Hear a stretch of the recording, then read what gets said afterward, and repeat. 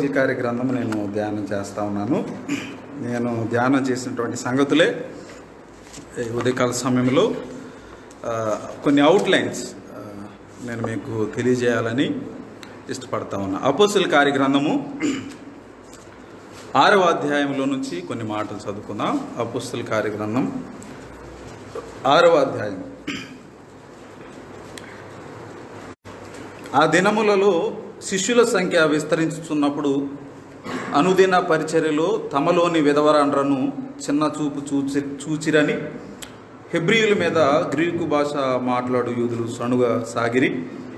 అప్పుడు 12 అపోస్తులు తమ యొద్దకు శిష్యుల సమూహమును పిలిచి, మేము దేవుని వాక్యము బోధించుట మాని ఆహారము పంచిపెట్టుట యుక్తము కాదు. కాబట్టి సహోదరులారా, ఆత్మతోనూ జ్ఞానముతోనూ నిండుకొని మంచి పేరు పొందిన 7 మనుషులను మీలో ఏర్పరచుకొనుడి. మేము వారిని ఈ పనికి నియమింతుము. అయితే మేము ప్రార్థన యందును వాక్య పరిచర్య యందును ఎడతెగక ఉందుమని చెప్పిరి. ఈ మాట జన సమూహం అంతటికి ఇష్టమైనందున వారు విశ్వాసముతోనూ పరిశుద్ధాత్మతోనూ నిండుకొనిన వాడైన స్టెఫను, ఫిలిప్పు, ప్రొకోరు, నీకానోరు, తీమోను, పర్మెనాసు, యూదుల మత ప్రవిష్టుడును అంతియొక వాడును అగు నికోలాసు అను వారిని ఏర్పరచుకొని వారిని అపోస్తుల ఎదుట నిలువబెట్టిరి. వీరు ప్రార్థన చేసి వారి మీద చేతులుంచురి. దేవుని వాక్యము ప్రబలమై శిష్యుల సంఖ్య యెరూషలేములో బహుగా విస్తరించెను. మరియు యాజకులలో అనేకులు విశ్వాసమునకు లోబడిరి. స్టెఫను కృపతోనూ బలముతోనూ నిండిన వాడై ప్రజల మధ్య మహత్కార్యములను గొప్ప సూచక క్రియలను చేయుచుండెను. అప్పుడు లిబెర్తీనులు అనబడిన సమాజములోను, కురేనీయుల సమాజములోను, అలెగ్జాంద్రియుల సమాజములోను, కిలికియా నుండి, ఆసియా నుండి వచ్చిన వారిలోను కొందరు వచ్చి స్టెఫెనుతో తర్కించరు గాని మాటలాడుట యందు అతడు అగుపరిచిన జ్ఞానమును అతనిని ప్రేరేపించిన ఆత్మను వారెదిరింపలేకపోయిరి. అప్పుడు వారు, వీడు మోషే మీదను దేవుని మీదను దూషణ వాక్యములు పలుకుగా మేము వింటిమని చెప్పుటకు మనుషులను కుదుర్చుకొని ప్రజలను, పెద్దలను, శాస్త్రులను రేపి అతని మీదికి వచ్చి అతనిని పట్టుకొని మహాసభ యొద్దకు తీసుకుని పోయి అబద్ధపు సాక్షులను నిలువబెట్టిరి. వారు, ఈ మనుషుడు ఎప్పుడునూ ఈ పరిశుద్ధ స్థలమునకును మన ధర్మశాస్త్రమునకును విరోధముగా మాట్లాడుచున్నాడు. ఈ నజరేయుడైన యేసు ఈ చోటును పాడు చేసి మోషే మనకిచ్చిన ఆచారములను మార్చునని వీడు చెప్పగా మేము వింటిమనిరి.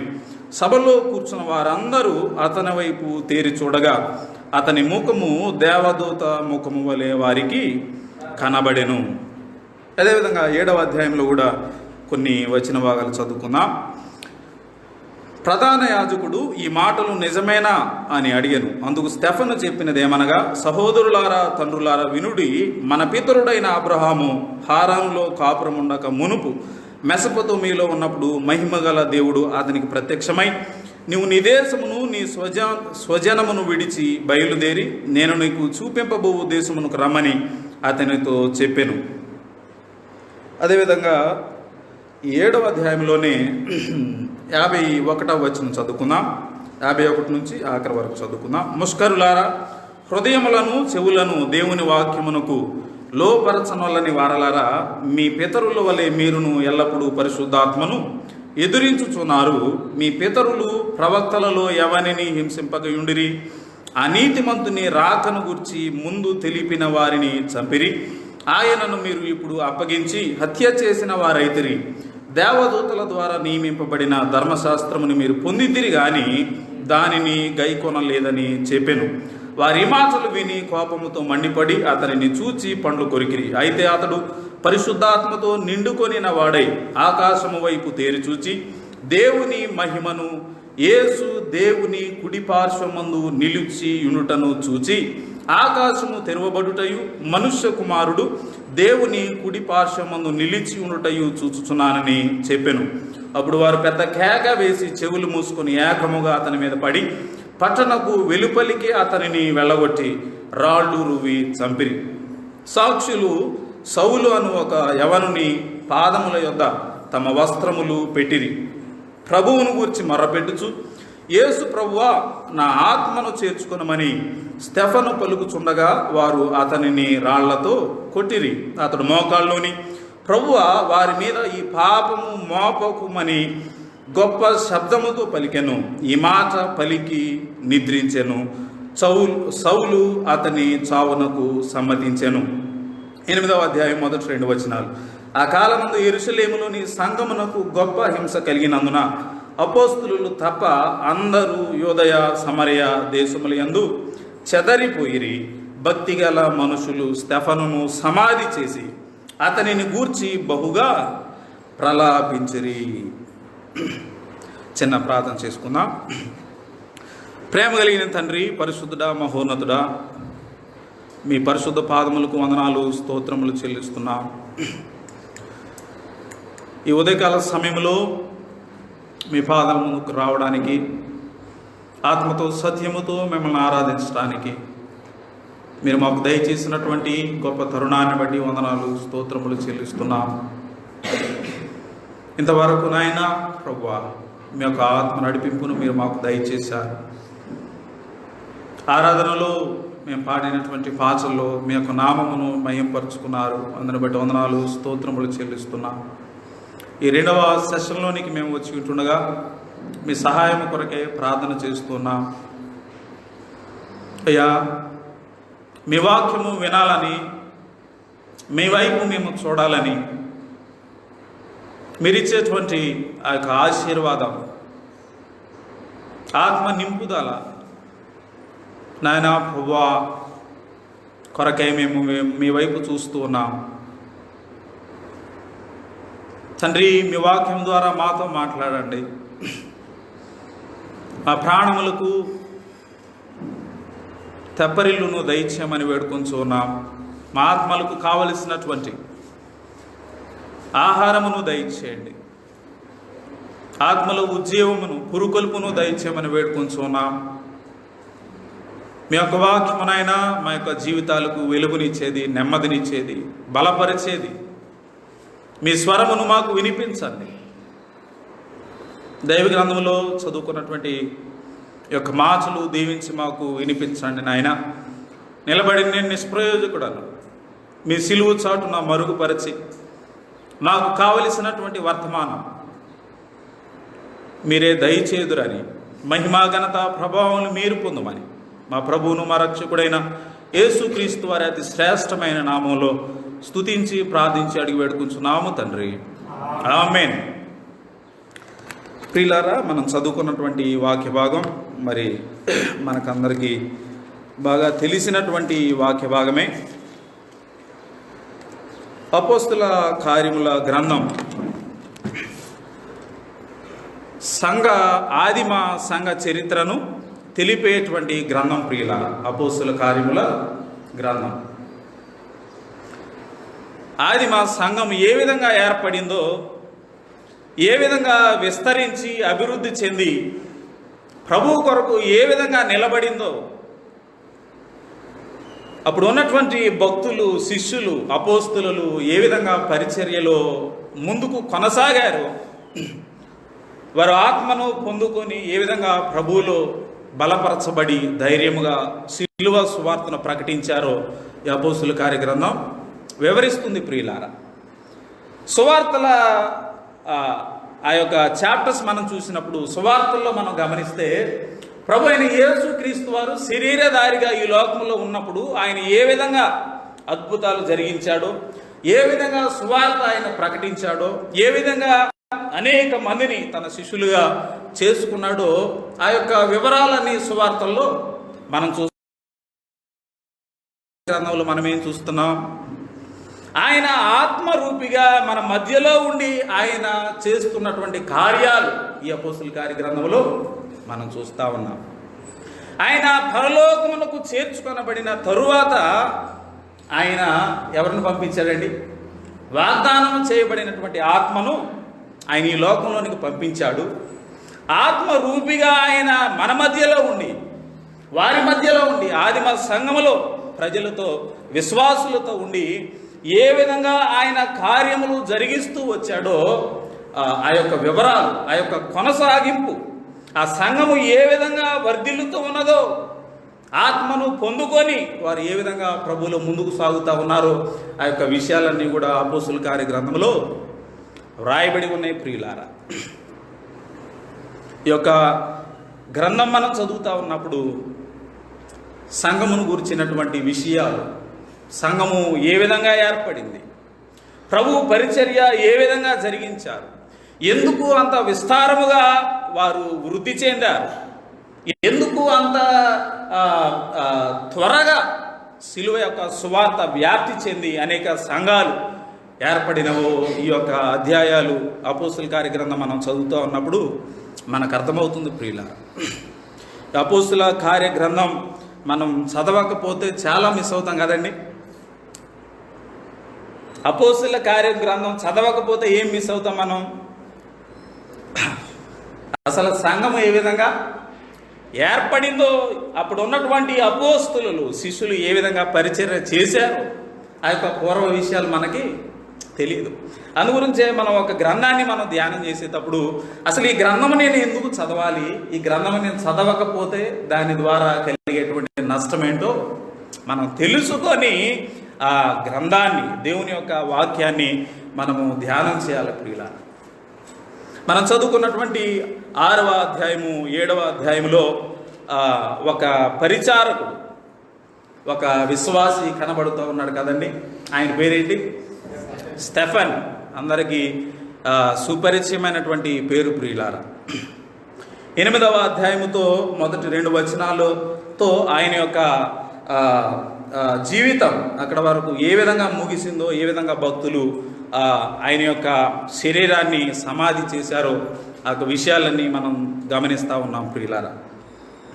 6వ అధ్యాయంలో మనం గమనిస్తే చూడండి, మొదటి వచనం మనం చూద్దాం. 6వ అధ్యాయము మొదటి వచనంలో, ఆ దినములలో శిష్యుల సంఖ్య విస్తరించుచున్నప్పుడు.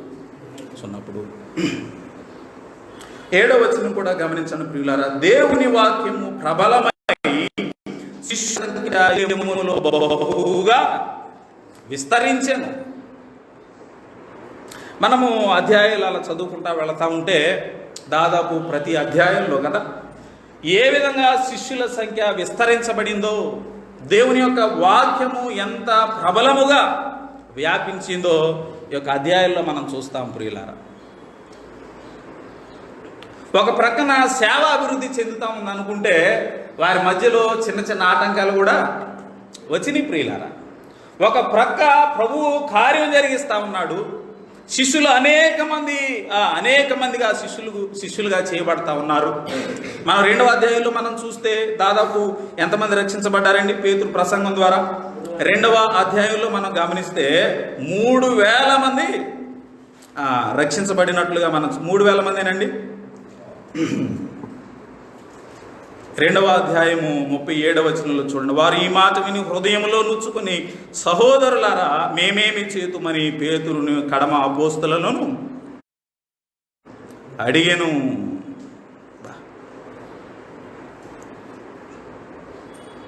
వారు 41వ వచనంలో మనం చూస్తాం, ఇంచుమించు 3,000 మంది చేర్చబడిరి. ఒక్క ప్రసంగం ద్వారా ఎంతమంది చేర్చబడ్డారండి? 3,000 మంది చేర్చబడ్డారు. మొదటి అధ్యాయంలో మనం చూస్తే ఎంతమంది కూడుకొని ప్రార్థన చేస్తూ ఉన్నారు? మొదటి అధ్యాయంలో మనకు తెలుసు కదా, 14వ వచనంలో చూడండి. మొదటి అధ్యాయం 14వ వచనంలో, వీరందరూ వీరితో కూడా కొందరు స్త్రీలను, యేసు తల్లి అయిన మరియయు ఆయన సహోదరులను ఏక మనస్సుతో ఎడతెగక ప్రార్థన చేయుచుండిరి. ఆ కాలమందు ఇంచుమించు 120 మంది సహోదరులు. ఎంతమంది ఉన్నారంట? పాపం 5,000 మందికి ఆహారాన్ని పంచిపెట్టాడు యేసయ్య. ఎంతోమంది అద్భుతాలు, కుంటివారు, గుడ్డివారు బాగుపడ్డారు. ఎంతోమంది రోగగ్రస్తులు కుదుటపడ్డారు. వారంతా ఏమైపోయారో ఏమో. ఎంతమంది మిగిలారండి? ప్రభు కొరకు ధైర్యముగా నిలబడినటువంటి వారు కేవలం 120 మంది. అందుగురించి మనం అనుకోకూడదు సంఘానికి వచ్చేవాళ్ళంతా అద్భుతాలు పొందిన వారంతా అందరూ కూడా అసలు గుంపులో ఉంటారో లేదో గంపలో 120 మంది కూర్చొని వారు ప్రార్థన చేస్తున్నట్లుగా మనం చూస్తూ ఉన్నాం ప్రియులారా.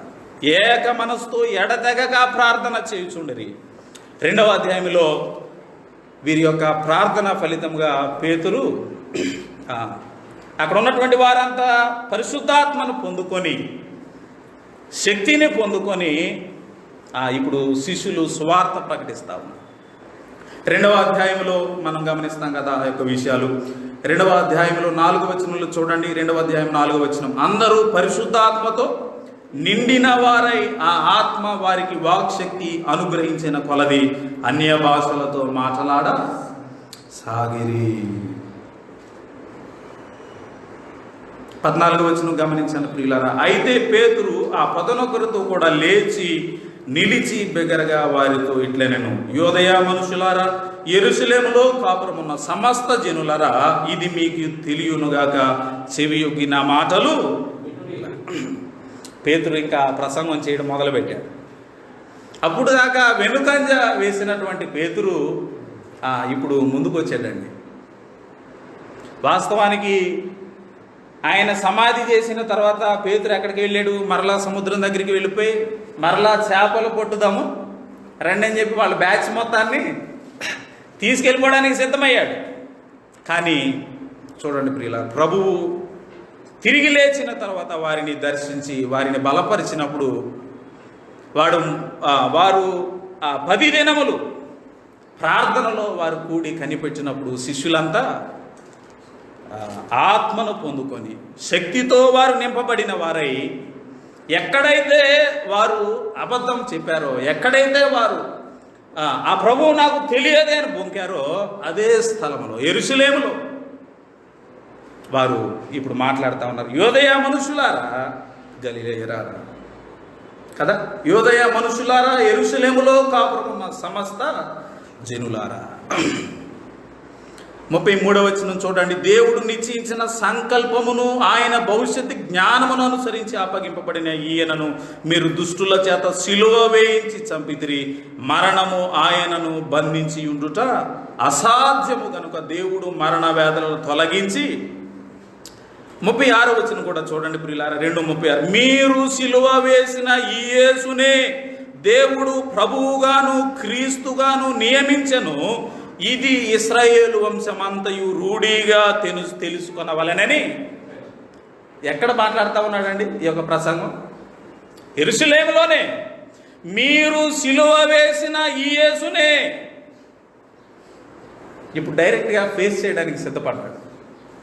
మీరు సిలువ వేసిన ఈ యేసునే దేవుడు ప్రభువుగాను క్రీస్తుగాను నియమించెను. ఇది ఇశ్రాయేలు వంశమంతయు రూఢిగా తెలుసుకొనవలెనని చెప్పెను. ఆయన ప్రసంగం చేస్తూ ఉన్నప్పుడు 3,000 మంది రక్షించబడ్డారు ప్రియులారా.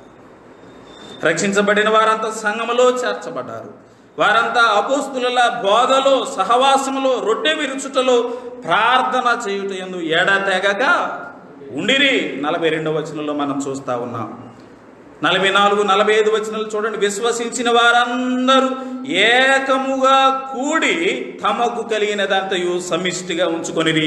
ఇదియుగాక వారు తమ చర స్థిరాస్తులను అమ్మి అందరికీ వారి వారి అక్కర కొలది పంచి పెట్టిరి. మరియు వారు ఏక మనస్కులై ప్రతిదినము దేవాలయములో తప్పక కూడుకొనుచు ఇంటింట రొట్టె విరుచుచు దేవుని స్తుతించుచు ప్రజలందరి వలన దయ పొందిన వారై ఆనందముతోనూ నిష్కపటమైన హృదయముతోనూ ఆహారము పుచ్చుకొని చుండిరి. మరియు ప్రభువు రక్షణ పొందుచున్న వారిని అనుదినము వారితో చేర్చుచుండెను. ఎంత అభివృద్ధి పదములో వారు వెళతా ఉన్నారో మనము గమనిస్తున్నాం ప్రియులారా. వారు ఏ విధంగా ప్రతిదినము దేవాలయంలో కూడుకున్నారో, ఏ విధంగా వారు అపోస్తుల బోధలో నిలిచి ఉన్నారు, రొట్టె విరుచుటలో, సహవాసంలో, ప్రార్థన చేయుటలో ఏ విధంగా వారు ఎడతెగక ఉన్నారో ఈ యొక్క అధ్యాయంలో మనం చూస్తూ ఉన్నాం కదా. వారికి కలిగి ఉన్నది ప్రభు కొరకు సమర్పించినట్లుగా, పేదలైన వారికి వారి యొక్క ధనమును అందరికీ సమానముగా పంచిపెట్టినట్లుగా మనం చూస్తూ ఉన్నాం కదా. దినదినము శిష్యుల సంఖ్య విస్తరిస్తా ఉన్న 4వ అధ్యాయం 4వ నుంచి చూడండి.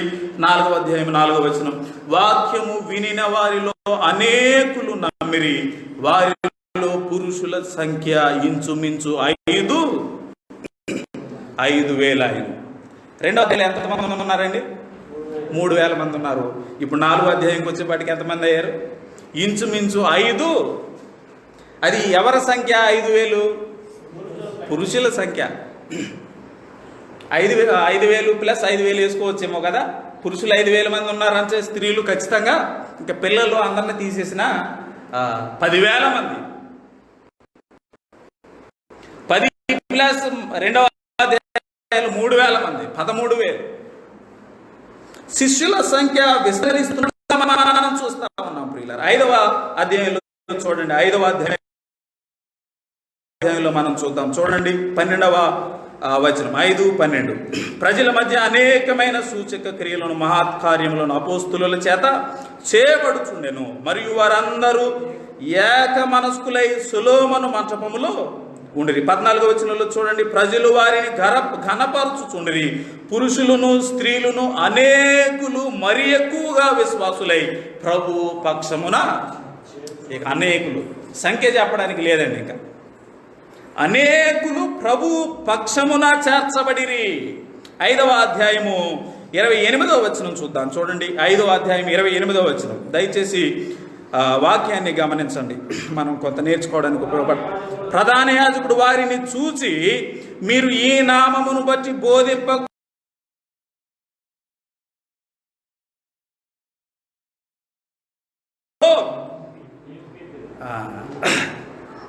ఈ అపోస్తులు ఏం చేస్తా ఉన్నారండి? యెరూషలేము మొత్తాన్ని దేనితో నింపేశారంట? ఈ బోధతో. దేవుడు వారికి ఎంత బలం ఇచ్చాడో కదండి, ఎంత శక్తితో నింపబడి ప్రభువు మీద ఆధారపడి వారు ప్రభువు సేవలో ముందు కొనసాగుతున్నారో ఈ ఉదయకాల సమయంలో మనం గమనించాలి. యెరూషలేమును మీ బోధతో నింపేశారు. 29వ వచనంలో, అందుకు పేతురు అపోస్తులు, మనుషులకు కాదు దేవునికే మేము లోబడవలెను కదా, మీరు మ్రానున వ్రేలాడవేసి సంహరించిన యేసును మన పితరుల దేవుడు లేపెను. దేవుడు ఆయనను అధిపతిగాను రక్షకునిగాను తన దక్షిణ హస్త బలము చేత హెచ్చించి ఉన్నాడు. మొదటి అధ్యాయంలో మనం చూస్తాం. మీరు ఎవరైతే సిలువ వేశారో యేసుక్రీస్తు ప్రభుని, ఆయనను దేవుడు లేపాడు, అధిపతిగా చేశాడు, రక్షకునిగా చేశాడు, తన దక్షిణ హస్తబలము చేత హెచ్చింపబడ్డాడు. మన ప్రభు ఎవరో తెలుసా? ఆయన సజీవుడండి, ఆయన హెచ్చింపబడినటువంటి దేవుడు, తన దక్షిణ హస్తబలము చేత హెచ్చించి ఉన్నాడు. దేవుడు హెచ్చించాడు. ఈ ఉదయకాల సమయంలో మనం నమ్ముకున్న మన ప్రభువు, ఆయన రక్షకుడు, ఆయన రక్షకుడు, ఉన్నత స్థలములో ఉన్నటువంటి వాడు, ఆయన సజీవుడు. నిజంగా వారి హృదయాల్లో ఎక్కడ లేని ధైర్యం వచ్చేసిందండి. ఎప్పుడైతే ప్రభువును చూచారో 3వ దినమున ఆయన తిరిగి లేచి వారికి అనేక మార్లు కనబరుచుకున్నాడు కదండి, ఎన్నో సంగతులు వారికి బోధించాడు కదా. చూడండి మొదటి అధ్యాయంలోనే ఆ యొక్క మాట ఉన్నట్లుగా మనం చూస్తాం. మొదటి అధ్యాయం 3వ వచనంలో గమనించండి ప్రియులారా, ఆయన శ్రమ పడిన తరువాత 40 దినముల వరకు వారికి అగుపడుచు దేవుని రాజ్య విషయములను గురించి బోధించుచు అనేక ప్రమాణములను. ఎన్ని దినములు కనిపించాడంటండి? 40 దినముల వారికి కనిపించి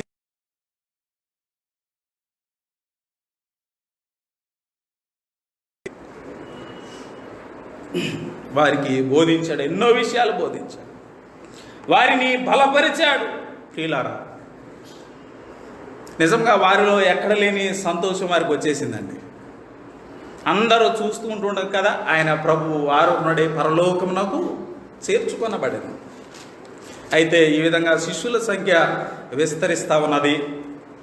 6వ అధ్యాయంకి వచ్చినప్పుడు మనం చదువుకున్నాం కదా, మొదటి వచనంలో, ఆ దినములలో శిష్యుల సంఖ్య విస్తరించుచున్నప్పుడు అనుదిన పరిచర్యలో తమలోని వెధవరాండ్రను చిన్న చూపు చూచిరని హెబ్రీయుల మీద గ్రీకు భాష మాట్లాడే యూదులు సణుగా సాగిరి. అప్పుడు 12 అపోస్తలులు తమ యొద్దకు శిష్యుల సమూహమును పిలిచి, మేము దేవుని వాక్యము బోధించుట మాని ఆహారము పంచిపెట్టుట యుక్తము కాదు. కాబట్టి సహోదరులారా, ఆత్మతోనూ జ్ఞానముతోనూ నిండుకొని మంచి పేరు పొందిన 7 మనుషులను మీలో ఏర్పరచుకుని మేము వారిని ఈ పనికి నియమితుము. అయితే మేము ప్రార్థనయందును వాక్య పరిచర్యను ఎడతెగక,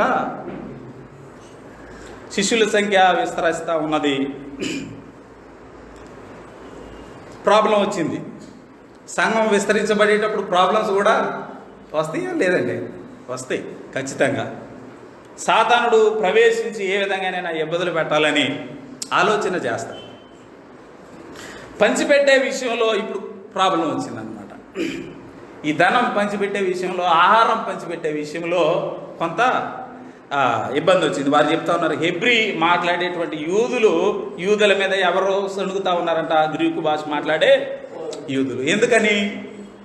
వారిని తక్కువ చూపు చూశారు, చిన్న చూపు చూసిరని హెబ్రీయుల మీద గ్రీకు భాష మాట్లాడే యూదులు సనగా సాగిరి.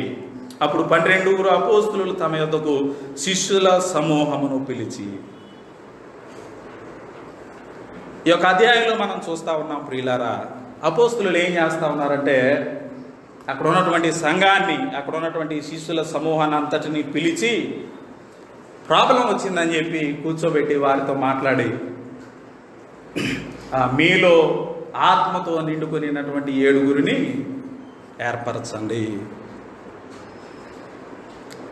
వెంటనే అక్కడ ఉన్నటువంటి విశ్వాసులంతా వెంటనే తడుముకోకుండా 7 పేర్లు చెప్పారు కదండి. 5వ వచనంలో చూడండి, 5వ వచనం, ఈ మాట జనసమూహం అంతటికీ ఇష్టమైనందున వారు విశ్వాసముతోనూ పరిశుద్ధాత్మతోనూ నిండుకొనిన వాడైన స్తెఫను, ఫిలిప్పు, ప్రొకొరు, నికానోరు, తీమోను, పరమెనాసు, యూదుల మత ప్రవిష్టుడును అంతియొక వాడు నాకు నికోలాసు అను వారిని ఏర్పరచుకొని వారిని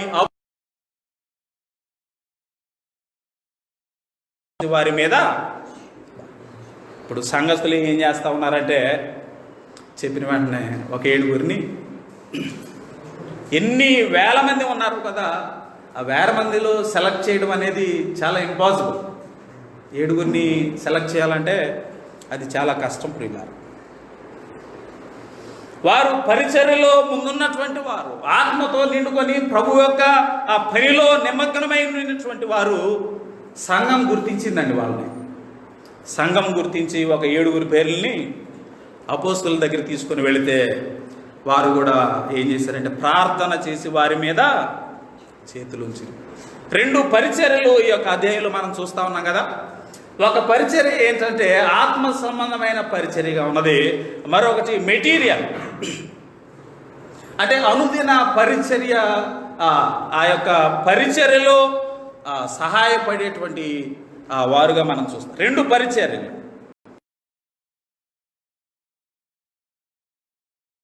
వాక్య పరిచర్య యందును ఎడతెగక ఉంటాము అన్నప్పుడు ఆహారం పంచిపెట్టే పరిచర్య ఇప్పుడు ఎవరికి అప్పగించబోతూ ఉన్నారు?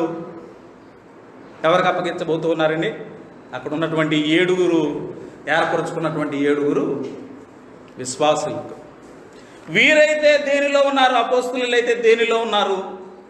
వాక్య పరిచర్య, ప్రార్థనా పరిచర్య. ఎప్పుడైనా గుర్తుపెట్టుకోవాలి ప్రియులారా, మనం ఏ పరిచర్య ఇంపార్టెంట్ అంటే ప్రార్థనా పరిచర్య, వాక్య పరిచర్య. మరియతోటి ఏమని చెప్పాడు? మరియా దేవుని యొక్క పాదముల దగ్గర కూర్చొని, మరియే కదండి దేవుని యొక్క వాక్యాన్ని వింటా ఉన్నది. మార్త అయితే విస్తారమైన పనులు. అపోస్తలులు వారు పంపబడినటువంటి వారు, ఒక పరిచర్య కొరకు వారు ఏర్పాటు చేయబడినటువంటి వారు. వారు చెప్తా ఉన్నారు, మేమైతే వాక్య పరిచర్యలో ఉంటాం, ప్రార్థనా పరిచర్యలో మేము ఉంటాం. ఈ యొక్క మరొక పరిచర్య అంటే సంఘంలో ఉన్నటువంటి ఈ పరిచర్యను మరొక కొంతమంది కావాలి. వారు కూడా ఆ పరిచర్య చేసేవారు కూడా ఏ విధంగా ఉన్నారో మనం ఇక్కడ చూస్తూ ఉన్నాం కదా. వారు ఎలా ఉన్నారు చూడండి. 5వ వచనంలో ఈ మాట, జన సమూహం అంతటికి ఇష్టమైనందున వారు విశ్వాసముతోను పరిశుద్ధాత్మతోను నిండుకొనిన పరిచర్య చేసేవారు ఏ విధంగా ఉండాలంటే, ఎలా ఉండాలంటండి, విశ్వాసము కలిగి ఉండాలి, పరిశుద్ధాత్మతో నింపబడిన వారు. అందరూ పరిశుద్ధాత్మతో నింపబడి, అందరూ విశ్వాసముతో నింపబడి ఒకే పదములు ముందుకు వెళతా ఉంటే దేవుడు దాంట్లో అనుమానమే లేదు. వడ్డించే వారికి ఆ యొక్క ఆత్మ జ్ఞానం కావాలా, ఆత్మ నింపుదల కావాలంటే ఈ అధ్యాయంలో మనం చూసినట్లుగా ఖచ్చితంగా వారికి కావాలి.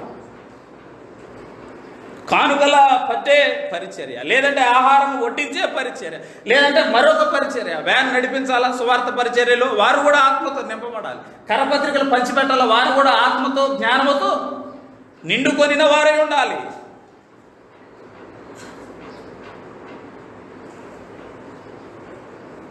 ఏడవ వచనం, దేవుని వాక్యము ప్రబలమై శిష్యుల సంఖ్య యెరూషలేములో బహుగా విస్తరించెను, మరియు యాజకులలో అనేకులు విశ్వాసమునకు లోబడిరి.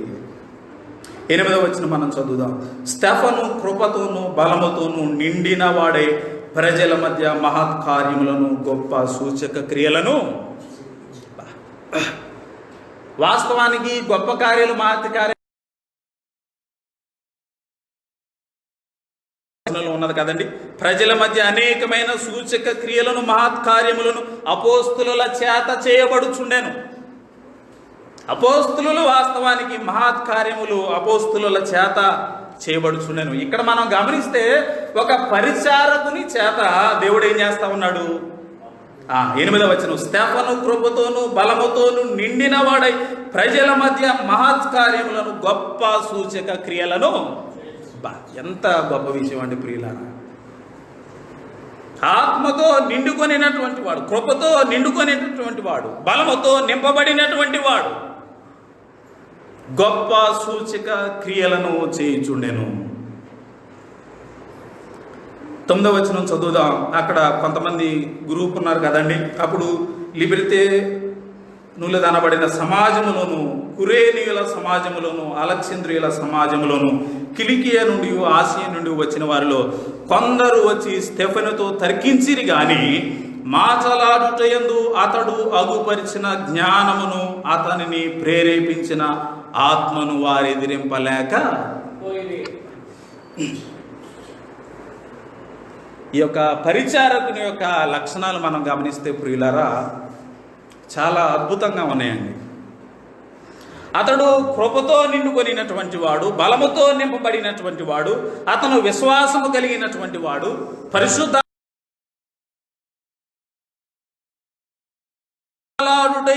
అతడు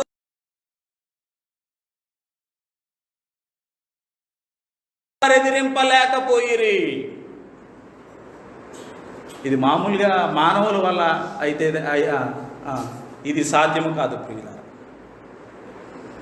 మాటలాడుటలో, వాక్యం ప్రకటించుటలో అతడు అగుపరిచినటువంటి జ్ఞానం ఎంత విశేషంగా ఉన్నదో కదా. ఈ ఉదయకాల సమయంలో మనల్ని మనం పరీక్షించుకోవాలి. దేవుని యొక్క వాక్యం పట్ల అతను కొన్నటువంటి శ్రద్ధ, మక్కువ ఎంత ఉన్నది ప్రియులారా. స్తెఫనుకి, ఒక యవనస్తుడైన స్తెఫను ప్రభు కొరకు ఏ విధంగా జీవిస్తూ ఉన్నాడో ఈ యొక్క అధ్యాయంలో మనం చూస్తూ ఉన్నాం.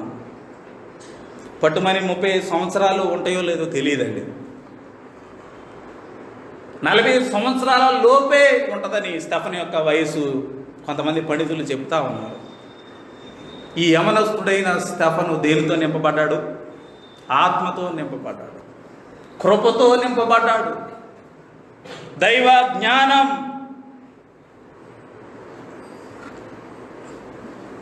అపోస్తలుడైన పౌలు ఫిలిప్పీ రాసిన పత్రికలో కదండి, దేవుని యొక్క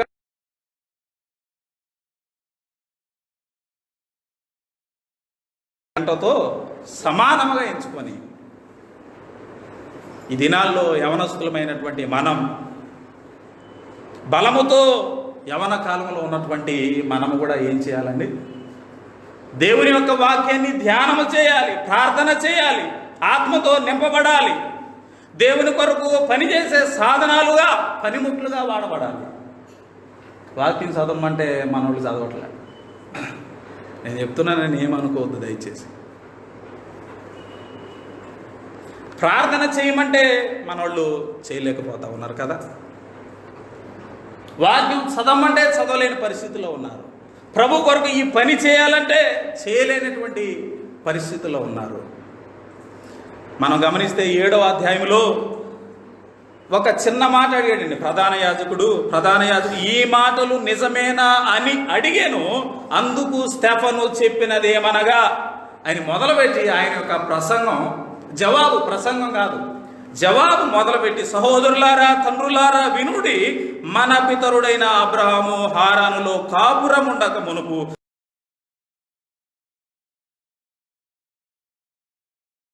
జవాబు మొదలుపెట్టి ఎక్కడ ఆయన యొక్క జవాబు ముగించబడిందండి? 53వ వచనం చూడండి. దేవదూతల ద్వారా నియమింపబడిన ధర్మశాస్త్రమును మీరు పొందితిరి గాని దానిని గై కొనలేదని చెప్పాను. ఎన్ని వచనాలు మాట్లాడాడండి. 2వ వచనం మొదలు పెడితే 53వ వచనం వరకు కంటిన్యూస్గా ఇది నిజమేనా అని ఒక చిన్న ప్రశ్న అడిగినందుకు స్టెఫను యొక్క జవాబు చూడండి ప్రియులారా. అతడు అగుపరిచినటువంటి జ్ఞానాన్ని చూడండి ప్రియులారా. మనం చదువుతా ఉన్నాం కదా 10వ వచనం 6-10లో, మాటలాడుటయందు అతడు అగుపరిచిన జ్ఞానమును అతనిని ప్రేరేపించిన ఆత్మను వారెదిరింపలేక. జవాబు మాట్లాడుతూ ఉంటే, జవాబు చెప్తూ ఉంటే అందరూ ముక్కు మీద ఫింగర్ వేసుకొని, అతడు అగుపరిచినటువంటి జ్ఞానమే ఎంత గొప్పది ప్రియులారా. లేఖనములు ఎరిగినటువంటి వాడు కదా స్టెఫను. లేఖనములు ఎరిగినటువంటి వాడు, ఆత్మతో నింపబడినటువంటి స్టెఫను, కార్యముల యందు నేర్పరిగా ఉన్నటువంటి స్టెఫను ఎంత మిక్కిలి సమాధానం చెప్తా ఉన్నాడో గమనించండి. ఎంత అనుభవం ఉంటుందని మనం ఆలోచన చేస్తే ఎంతో అనుభవం లేదండి. 60-70 సంవత్సరాలు ఉన్నాయా అని ఆలోచిస్తే ఉన్నాయా?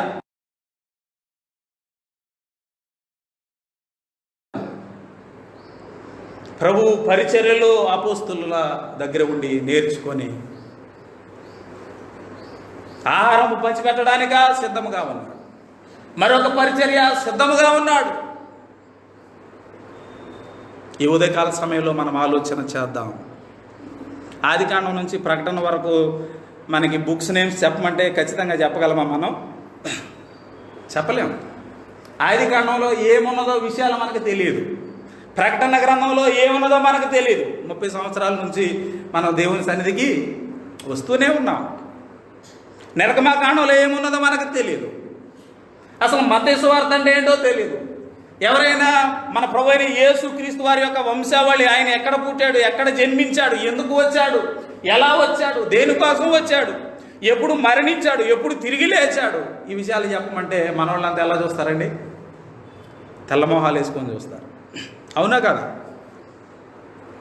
ఈ ఉదయకాల సమయంలో నేను ధ్యానించినటువంటి విషయాల్లో నుంచి నేను మాట్లాడుతా ఉన్నాను.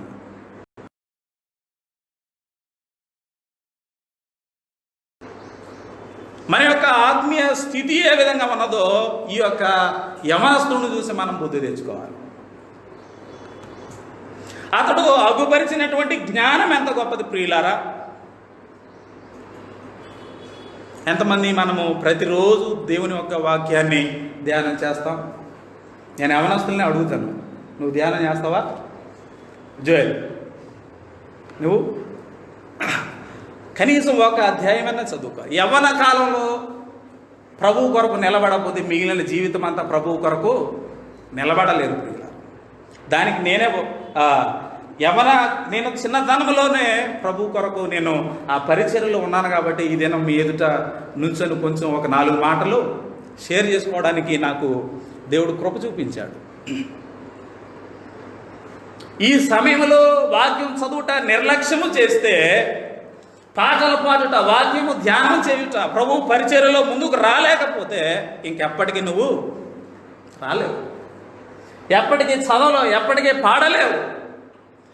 దేవుడు మన యొక్క వాయిస్ని ఇంకా ఆయన కూడా ముట్టడు. ఏమన్నా పని నిలిచి ఉంటే దాన్ని ఇప్పుడే మనం చేయాలి. మరణం ఎప్పుడు వస్తుందో తెలియదు ప్రియులారా. స్టెఫన్కి తెలియదండి. ఆయన ఆ రోజే మరణిస్తాడన్న సంగతి ఎవరికి తెలియదు? స్టెఫన్కి తెలియదు. కానీ యవన కాలంలోనే సమయం ఉన్నప్పుడే ప్రభు కొరకు పనిచేశాడు. సమయం రాగానే ప్రభు పిలుపు అందుకొని మహిమలోకి. కాయకై కలకాలం జీవించడం కంటే, ఒక సామెత ఉన్నది కదా, కాయకై కలకాలం జీవించడం కంటే హంసలాగా 6 నెలలు జీవించడం మంచిదని చెప్పి ఒక కొటేషన్ ఉంది ఈ లోకంలో.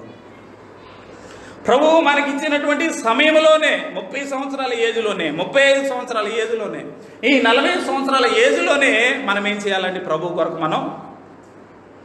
కొరకు నిలబడాలి. ప్రభు కొరకు పనిచేయాలంటే చాలామంది ఏదో విస్తారంగా ఆలోచిస్తున్నారు. నేను ఎక్కడికో వెళ్ళిపోయి సేవ చేయాలేమో. అంత దూరం వెళ్ళాల్సిన అవసరం లేదు.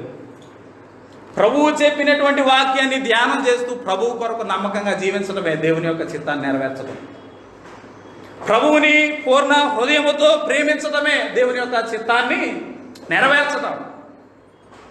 ప్రభు యొక్క పరిచర్యలో నీకు కలిగి ఉన్నటువంటి సామర్థ్యములో, నీకు కలిగి ఉన్నటువంటి వరములను ప్రభు కొరకు వినియోగించడమే దేవుని యొక్క చిత్తం. ఒకరోజు అడుగుతాడు, నీకు ఇన్ని తలాంతులు ఇచ్చాను కదా, వాటిని అంతా ఏం చేసావు? కొంచెములో మనం నమ్మకంగా ఉంటేవా దేవుడు ఏమంటాడండి? విస్తారమైన దీవెనలు, బల నమ్మకమైన మంచి దాసుడా, ఈ కొంచెంలో నువ్వు నమ్మకంగా ఉన్నావు కనుక వీటన్నిటిపైన నీకు. స్టెఫన్ యొక్క జీవితాన్ని ఉదయకాల సమయంలో మనం జ్ఞాపకం చేసుకుందాం ప్రియులారా.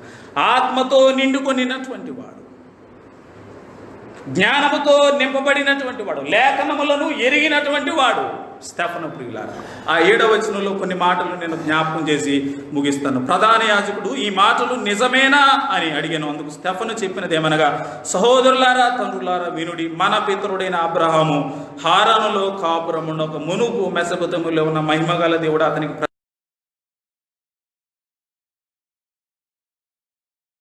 నీకు చూపింపబో దేశమునకు రమ్మని అతనితో చెప్పాను.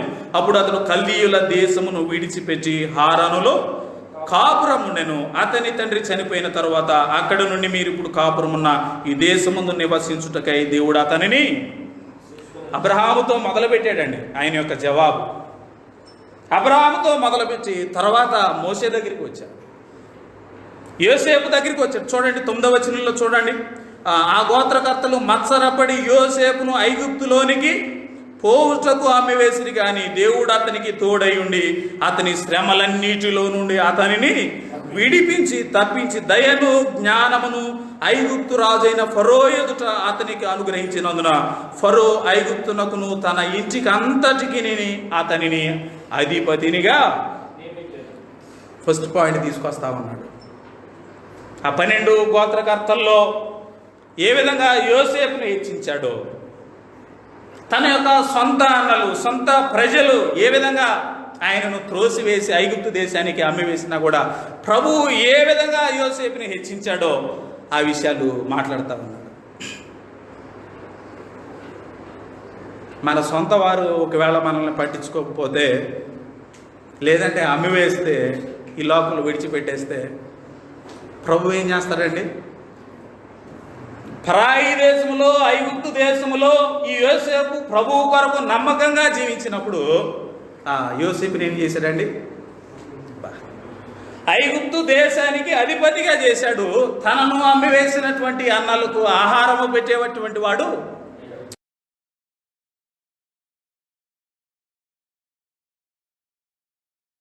ఐగుప్తు రాజైన ఫరో ఎదుట అతనికి అనుగ్రహించినందున ఫరో ఐగుప్తునకును తన ఇంటికి అంతటికి అతనిని అధిపతినిగా. యోసేపు కూడా ఏ విధంగా ఉన్నాడో చూడండి. యవనస్తుడైన యోసేపు కూడా ఏ విధంగా ఉన్నాడు? దయను జ్ఞానమును అని మనం చూస్తా ఉన్నాం కదా. దయను జ్ఞానమును ఐగుప్తు రాజైన ఫరో ఎదుట అతనికి అనుగ్రహించినందున. జ్ఞానం రావాలంటే ఎవరి దగ్గరికి వెళ్ళాలి మనం? యోసేపుకి దయ జ్ఞానం ఎవరిచ్చారండి? ఎవరిచ్చారు? ఆ అధిపతి ఎదుట నుంచొని మాట్లాడుతూ ఉంటే వారందరికీ హృదయాల్లో ఎక్కడ లేనటువంటి ఆ సంతోషం కలిగి, అసలు ఇతనిలాగా మంచి ఆత్మ వివేచన కలిగినటువంటి వారు లేరని చెప్పి ఐగుప్తు దేశం అంతటి మీద అధికారిగా పెట్టేసి ఇంకా వస్తా ఉన్నాడు. మోసే దగ్గరికి వచ్చాడు కదా. మోసే దగ్గరికి 20వ వచనం చూడండి. ఆ కాలమందు మోసే పుట్టెను, అతడు దివ్య సుందరుడై తన తండ్రి ఇంట 3 నెలలు పెంచబడెను. తరువాత అతడు బయట వేయబడినప్పుడు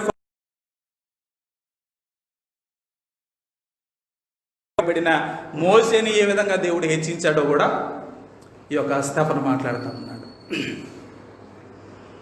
40 సంవత్సరాలు ఆయన ఏ విధంగా జీవించాడు, మరొక 40 సంవత్సరాలు ఆ అరణ్యంలో మోసే ఏ విధంగా తరబీదు చెందాడు. 36వ వచనంలో మనం చూస్తాం. అతడు ఐగుప్తులో ఎర్ర సముద్రములో 40 ఏండ్లు అరణ్యములో మహత్కార్యములను సూచక క్రియలను చేసి వారిని తోడుకొని వచ్చాను. ఏ విధంగా 40 సంవత్సరాలు మొట్టమొదటిగా తరబీదు పొందాడో, మోసే జీవితంలో మొదటి 40 ఇయర్స్, నెక్స్ట్ 40 ఇయర్స్ ఏం చేశాడు, ఆ తర్వాత ఆఖరి 40 సంవత్సరాలు ఏం చేశాడు ఎవరు చెప్తా ఉన్నారండి?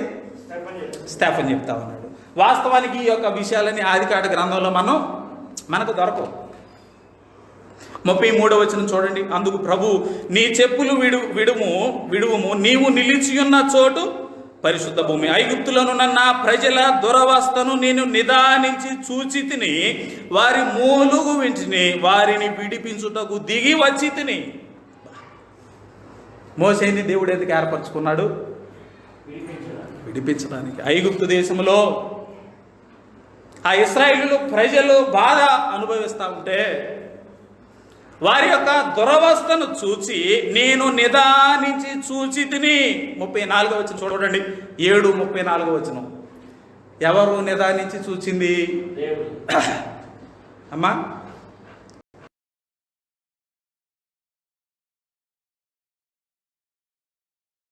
సమయము ఉండదు. వారు ఏ దురవస్థలో ఉన్నారో వారిని చూడడానికి సమయం ఉండదు. మన ప్రభు అయిన యేసయ్య, మన ప్రభు అయిన యేసుక్రీస్తు సజీవుడైన దేవుడు పరలోకంలో తండ్రి కుడిపార్శ్వమున కూర్చొని మన కొరకు విజ్ఞాపన చేస్తున్నటువంటి దేవుడు ఇశ్రాయేలు ప్రజలను నిదానించి చూచెను, వారి మూలుగు వింటిని, వారిని విడిపించుటకు దిగి వచ్చి ఉన్నారు. ఎంత విశేషమైనటువంటి మాటలు ఈ స్టెఫను మాట్లాడుతూ ఉన్నాడు చూడండి. యవనస్తుడైన స్టెఫను, ఆయన చూచే దేవుడు, ఆయన విడిపించడానికి వచ్చే దేవుడు, రక్షించే దేవుడు, ఆ ఉన్నతమైనటువంటి స్థలములో నిలువబెట్టేటువంటి దేవుడు. మోసే ఒకప్పుడు బయట పారవేయబడ్డాడు, కానీ ఇప్పుడు ఎక్కడున్నాడండి? మనం చదువుకున్న నిర్గమాకాండంలో ఆఖరిసారి అక్కడ ఉన్నటువంటి ఫరో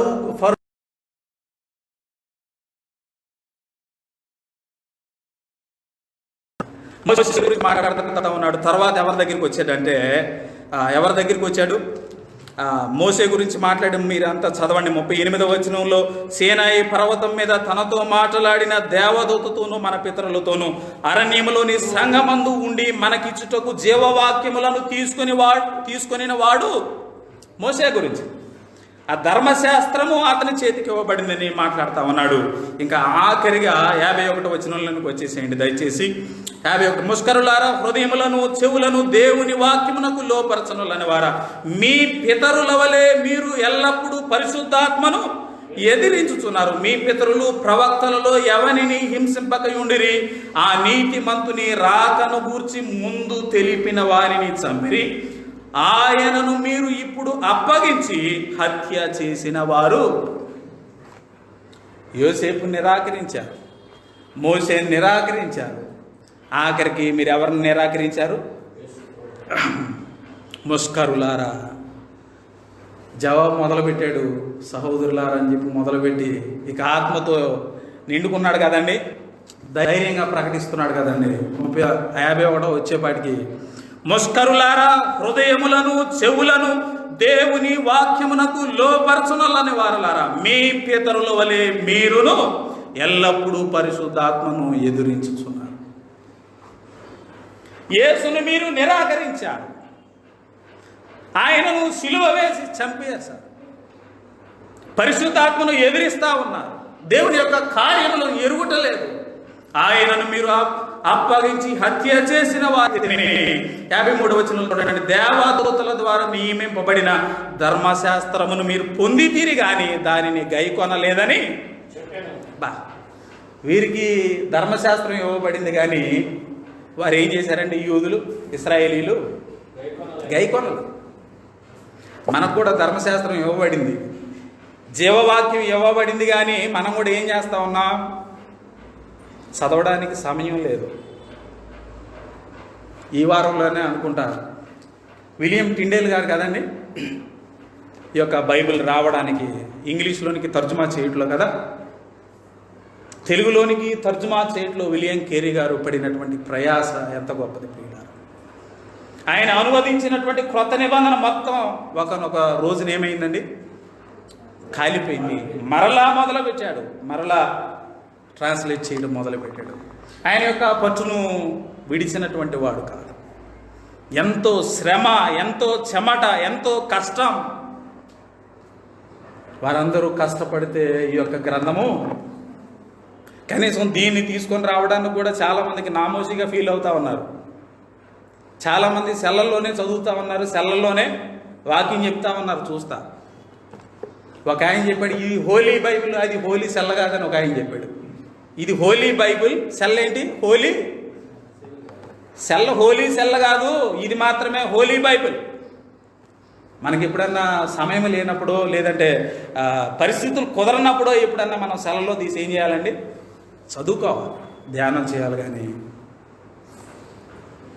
యువతకాల సమయంలో మనము ఆలోచన చేద్దాం. 54 వచనాల నుంచి మనం చదువుతూ ఉంటే, వారి మాటలు విని కోపముతో మండిపడి అతనిని చూచి పండ్లు కొరికిరి. అయితే అతడు పరిశుద్ధాత్మతో నిండుకొనిన వాడై ఆకాశము వైపు తేరి చూచి దేవుని మహిమను, యేసు దేవుని కుడిపార్శ్వమందు నిలిచి ఉండుట పండ్లు కొరుకుతా ఉన్నారండి. అయితే మన స్తెఫను భక్తుడు పరిశుద్ధాత్మతో నిండుకొనిన వాడే ఎవరి వైపు చూస్తా ఉన్నాడు? శ్రమలను చూడట్లేదు, అక్కడ ఉన్నటువంటి పరిస్థితులను చూడట్లేదు, అక్కడ ఉన్నటువంటి వారిని చూడట్లేదు. ఎవరిని చూస్తామన్నాడు స్తెఫన్? ఆకాశము వైపు చూస్తామన్నాడు. ప్రభువా, నా కొరకు 3వ దినం మృత్యుంజయునిగా తిరిగి లేచి పరలోకానికి వెళ్ళిన నా ప్రభువా, ఆ మహిమను చూస్తామన్నాడు. మహిమలో ఉన్న యేసయ్యను చూస్తామన్నాడు. చుట్టూ చూడట్లేదు. చుట్టూ చూస్తే మునిగిపోతాం, బంధువుల వైపు చూస్తే మునిగిపోతాం, పక్కన ఉన్నటువంటి వారి వైపు చూస్తే మునిగిపోతాం. ప్రభువా, అయ్యా అని చెప్పి మొర్ర పెడతా ఉంటే, పరిశుద్ధాత్మతో నింపబడి ఆ మహిమను చూస్తూ ఉంటే, చూడండి ప్రియులారా, జరిగినటువంటి ఒక గొప్ప విషయం ఏంటంటే 56వ వచనం చూడండి. ఆకాశము తెరువబడుటయు మనుష్య కుమారుడు దేవుని కుడి పార్శ్వమందు నిలిచి, దేవుని కుడి పార్శ్వమందు నిలిచి ఉండుటయు చూచుచున్నానని. అసలు వాస్తవానికి ప్రభువైన యేసుక్రీస్తు వారు తండ్రి కుడి పార్శ్వమున ఆయన కూర్చున్నట్లుగా మనం చూస్తా ఉన్నాం కదా. పరలోకమునకు చేర్చుకొనబడిన యేసయ్య, తండ్రి కుడి పార్శ్వమున కూర్చొని ఉన్నటువంటి యేసయ్య, ఈ భక్తుడు మొర్ర పెడతా ఉంటే, ఈ భక్తుడు ఆపదలో ఉంటే, ఈ భక్తుడు శ్రమల్లో ఉంటే, ప్రభువు కొరకు నిలబడితే, మన ప్రభు అయిన యేసుక్రీస్తు వారు ఆ సింహాసనమును మీద కూర్చున్నటువంటి వాడు లేచి, నువ్వు నా కొరకు నిలబడ్డావు, నేను నీ కొరకు నిలబడతా ఉన్నా. నా కుమారుడా వచ్చే. ఆ యవనస్తుడైన స్తెఫనులో ఉన్నటువంటి ఆ ముఖాన్ని చూడండి, ఆయన యొక్క ప్రశాంతతను గమనించండి ప్రియులారా. ఆత్మతో నింపబడినటువంటి వాడు. ఆయన యొక్క ముఖాన్ని చూస్తే ఎలా ఉన్నదంట? 15వ వచనంలో మనం చదువుకున్న 6:15లో, అతని వైపు తేరి చూడగా అతని ముఖము దేవదూత ముఖము వలె. 60వ వచనంలో 59-60 వచనం చదివి ముగిస్తాం. ప్రభువుని గురించి మొర్రపెట్టుచు, యేసు ప్రభువా నా ఆత్మను చేర్చుకొనమని స్టెఫను పలుకుచుండగా వారు అతనిని రాళ్లతో కొట్టిరి. అతడు మోకాళ్ళు, నీ ప్రభువా వారి మీద ఈ పాపము మోపకుమని గొప్ప శబ్దముతో పలికెను. ఈ మాట పలికి నిద్రించెను. 2 విషయాలు ప్రభువుకు మొరపెడతా ఉన్నాడు కదా. ప్రభువా నా ఆత్మను నీ యొద్దకు చేర్చుకో. రెండవదిగా ఏమని చెప్తా ఉన్నాడండి? ప్రభువా వారి మీద ఈ పాపము. యేసుక్రీస్తు ప్రభువారు చెప్పినటువంటి ఆజ్ఞను నెరవేరుస్తా ఉన్నాడు కదా. ఆయన ఏమని చెప్పాడు? 5వ అధ్యాయం మత్తయి సువార్తలో, మీ శత్రువులను ప్రేమించుడి, మిమ్మును హింసించే వారి కొరకు ప్రార్థన చేయుడి. నిజముగా 2 విషయాలు. ప్రభువా వారి మీద ఈ పాపము మోపకు. ఆయన యొక్క పోలిక మారిపోయింది. స్టెఫెను యొక్క పోలిక ప్రభువు పోలికలోకి మారిపోయింది. కలవరి శిలువలో మన ప్రభు అయిన యేసుక్రీస్తు వారు ఏమని ప్రార్థన చేశారండి? తండ్రి, వీరేమి చేస్తున్నారో వీరు ఎరుగరు కనుక వీరిని క్షమించమని.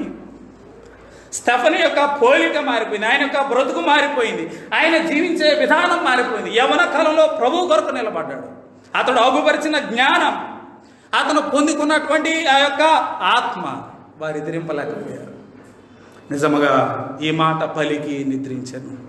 8వ వచనంలో మనం చూస్తాం కదా, భక్తి గల మనుషులు స్టెఫెనును సమాధి చేసి అతనిని గురించి బహుగా ప్రలాపించారు. ఎవరు సమాధి చేశారండి? ఎవరు సమాధి చేశారు? భక్తి గల మనుషులు అతనిని సమాధి చేశారు. ఏ పని చేసినా కూడా ఎవరు చేస్తూ ఉన్నారు?